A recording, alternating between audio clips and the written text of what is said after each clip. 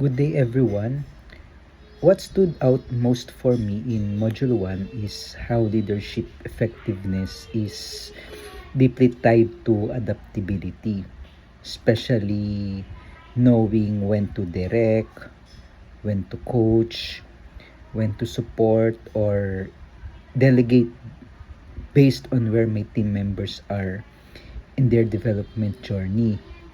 This reinforces the idea that leadership is not a one size fits all approach.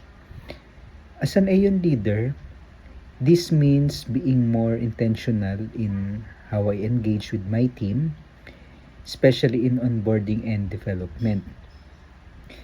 While I lead my team, I now realize the importance of tailoring my support based on their needs, not just the task at hand.